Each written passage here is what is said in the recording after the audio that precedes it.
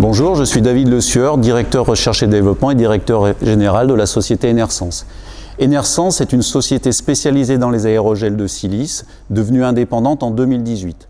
Les matériaux aérogels de silice sont des matériaux qui présentent des super performances en termes d'isolation thermique, sur lesquels nous avons déjà fait nos preuves par le passé dans les domaines d'application du bâtiment. Et plus récemment, nous nous sommes dirigés vers le développement de matériaux ultra minces destinés à l'isolation de batteries de véhicules électriques, par exemple, ou bien dans des applications de microélectronique. Ces matériaux qui présentent des performances inégalées en termes d'isolation thermique et de finesse trouvent ainsi des applications dans de multiples domaines et ont été testés à la fois en conditions de laboratoire et en conditions réelles assez récemment par des clients du domaine de l'industrie automobile.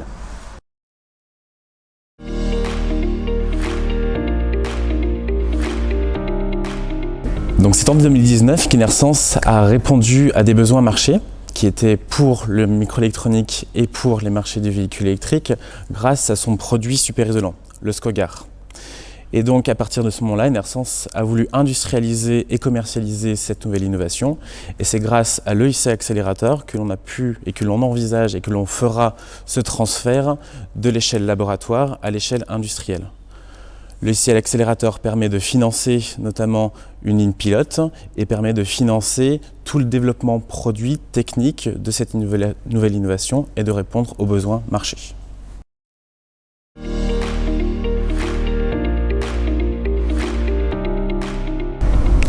Nous avons réussi l'EIC au bout de la 3e soumission.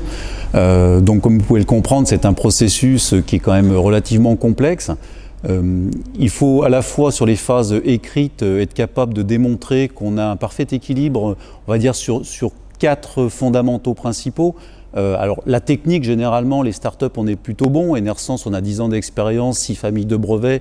Donc ça, la justification technique, elle n'a pas besoin d'être remise en cause. Les aspects marchés, on les avait particulièrement bien travaillés, donc c'est un peu pareil. Et puis aussi, avec l'aide des pôles de compétitivité, on a de bons compléments de réseau. Donc ça aussi, c'était bien travaillé. Et puis par contre, les difficultés qu'on sous-estime souvent en tant que start-up sont les aspects liés au management global de la société et puis aux aspects financiers, construction du business plan. Donc ça, on a dû le peaufiner pour finalement pouvoir décrocher l'oral au bout de la 3e soumission. Et l'oral en lui-même, je dirais, c'est pas différent de n'importe quel autre oral qu'on peut imaginer, mais il faut s'imaginer qu'on se retrouve en face de 6-7 examinateurs qui vont poser des questions vraiment très rapidement les unes après les autres. Et il faut être capable de faire preuve de beaucoup d'aplomb pour être convaincant.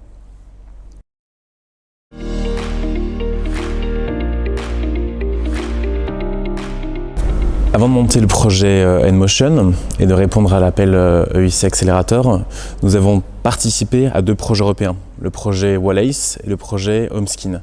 Ces 2 projets nous ont permis de maturer la technologie Skogar et d'augmenter en TRL. La participation aussi à ces projets nous a permis de connaître l'écosystème des appels à projets européens et d'avoir l'expertise pour la rédaction de dossiers et le montage de projets.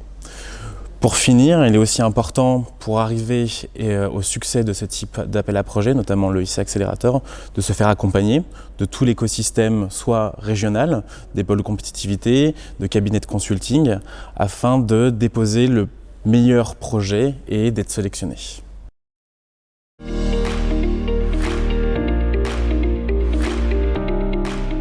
L'obtention de l'EIC, ça a été un long chemin à parcourir, parsemé d'obstacles, avec dans notre cas 3 soumissions. Bon, maintenant qu'on y est arrivé, effectivement, on est en bonne voie pour atteindre notre objectif principal, qui est de passer du statut de start-up à celui de PME industrielle. La subvention EIC, elle va en effet nous permettre de dérisquer tout le développement technologique et industriel du produit. En parallèle de ça, le fait de dérisquer ce volet technologique, ça va nous permettre aussi de convaincre des investisseurs potentiels de venir placer des capitaux dans Enersense de façon à ensuite accompagner la société vers le plein développement industriel.